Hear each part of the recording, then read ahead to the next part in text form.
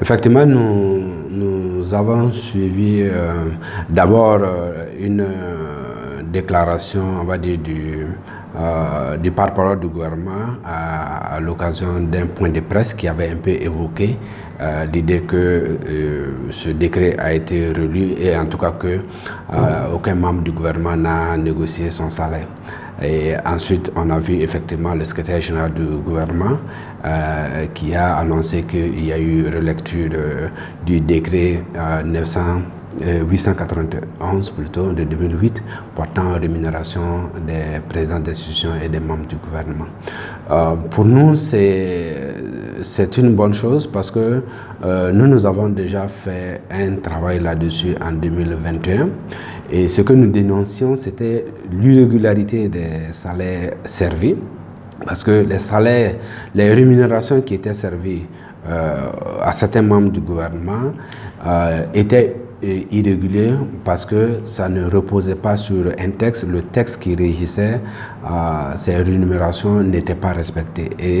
Et ça nous posait un problème de gouvernance parce que les dirigeants, les gouvernants ne peuvent pas demander aux populations de respecter les règles de la République pendant qu'eux-mêmes ils se soustraient à ces règles-là. Donc ça nous posait un problème.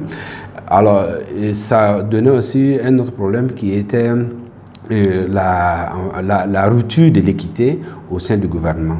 Parce que la même équipe, les mêmes membres du gouvernement qui ont des salaires variés, même s'ils ne l'expriment pas de manière ouverte, ça posait un problème d'équité et ça pouvait affecter la solidarité gouvernementale.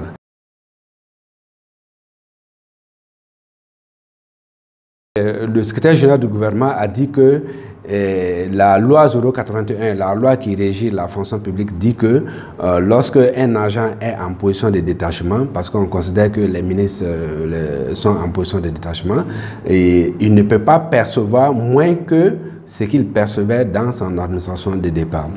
Cette disposition s'applique exclusivement aux agents de la fonction publique et non aux membres du gouvernement, parce qu'il y a des membres du gouvernement qui viennent du secteur privé, il y a des membres du gouvernement qui viennent de la fonction publique internationale. Ça veut dire que l'argumentaire du gouvernement, notamment du secrétaire général du gouvernement, nous ramène en arrière, parce que ça voudrait dire que quelqu'un qui avait un salaire élevé, normalement, on doit pouvoir lui servir au minimum ce qu'il avait avant de venir au gouvernement.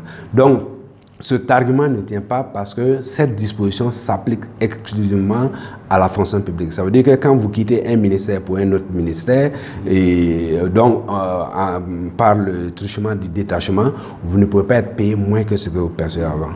L'autre aspect, c'est la question de la vie chère, et pour justifier la relecture. Donc, la disposition qui dit que lorsque vous êtes en position de détachement, vous ne pouvez pas percevoir moins que ce que vous percevez avant. Ça s'applique uniquement à ceux qui sont fonctionnaires et à l'intérieur de la fonction publique. Ça ne peut pas s'appliquer aux membres du gouvernement. Donc, c'est caduc, c'est pas pertinent d'évoquer cette disposition de la loi 081. Voilà. Donc, c'est d'autres raisons qui motivent que on fasse la relecture du décret 981 et de réviser la rémunération des agents publics. Pour les fonctionnaires qui viennent au gouvernement, on peut leur appliquer cette disposition parce qu'ils sont déjà fonctionnaires et la loi dit que si vous partez en position de détachement, vous ne pouvez pas avoir moins. Ça veut dire qu'un fonctionnaire qui avait, par exemple, supposons qu'il avait 1 million, 1,5 million, s'il vient au gouvernement, il ne peut pas percevoir moins que ça. Ça, ce sont les dispositions de la loi 081. Voilà.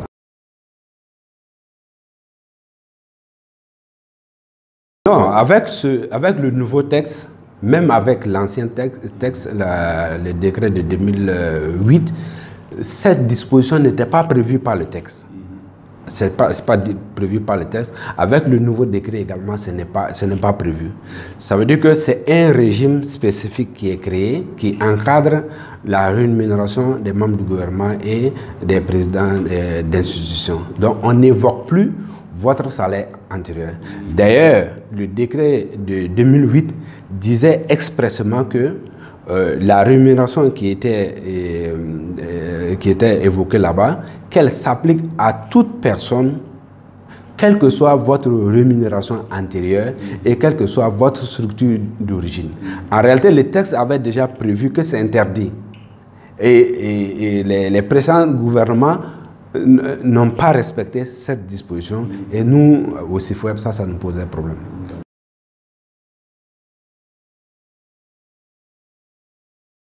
Les questions de gouvernance, souvent c'est ce que nous souhaitons. Souvent il y a des questions et c'est difficile de les trancher d'autorité.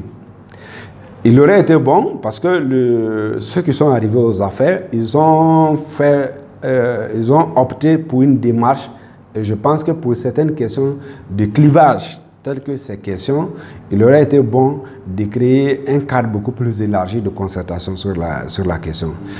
Et ils l'ont fait dès qu'ils sont arrivés en mettant en place un comité technique qui a réfléchi sur les orientations de la transition, le contenu, le format de la transition et qui a bénéficié des contributions des membres de la communauté.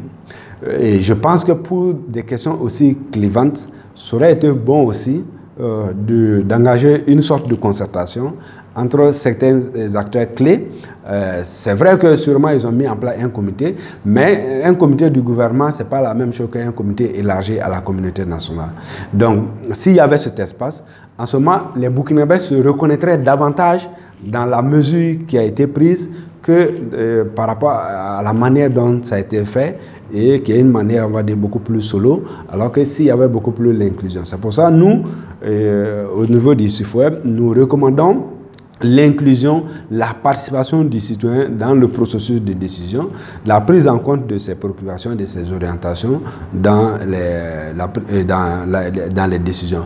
Parce que c'est vrai, nous avons des représentants, même ceux qui sont là aujourd'hui, même si ceux qui sont là aujourd'hui, nous ne les avons pas élus, mais même lorsque nous procédons au vote pour désigner nos représentants, et ça ne veut pas dire que ça les dédouane de l'obligation de répartir vers le citoyen, vers la communauté, pour concerter, pour avoir une lecture d'ensemble de certaines questions clés. Parce que ce qui se passe aujourd'hui, ce n'est pas juste une question de salaire, parce que ça touche l'opinion, ça touche la sensibilité de l'opinion, et ça peut émousser l'engagement de certains citoyens à faire de l'effort par rapport aux défis auxquels nous faisons face.